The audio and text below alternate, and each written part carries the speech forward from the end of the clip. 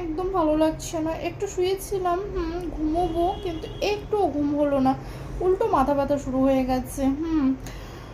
উফ, জলও খাওয়া হচ্ছে না ঠিকঠাক করে, আর খাবারও খাচ্ছে না ঠিকঠাক করে, সেই জন্য না আরও বেশি অসুবিধা হচ্ছে শরীরের মধ্যে। আর এইদিকে টেনশন টেনশন টেনশন করে তো অর্ধেক শরীর শেষ হয়ে যাচ্ছে। আর এইদিকে ভালো করে খাচ্ছি না টাইমে, মানে সব কিছু মিলিয়ে না, মানে পুরো কি বলবো, আর যা ইচ্ছে তাই হয়ে যাচ্ছে, জানো তো। একটু মানে ভালো করে ঘুমোতে পারলে শরীরটা ভালো লাগতো, কিন্তু সেটাও আমি পাচ্ছি না। এই হচ্ছে এখন। এখন খিদে পাচ্ছে একটু একটু, ভালো করে খাইনি দুপুরে, আজকে খেয়েছি বাইরে। কী সব ভুলভাল খেতে গিয়ে আরও ভুল হয়ে গেছে।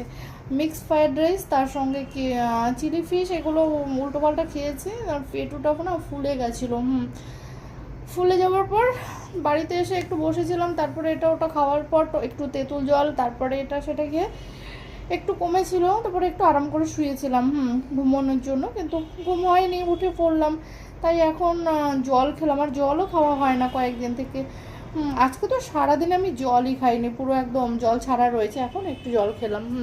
এই হচ্ছে জানো আমার সঙ্গে, কি বলবো। আর আমি এখন ভাবছি কী খাবো, চিকেন নাগেটসটা রয়েছে, ওইটা একটু ভেজে খাবো, নাকি যে ফ্রিজে মানে খাবারগুলো রয়েছে সেটা খাবো।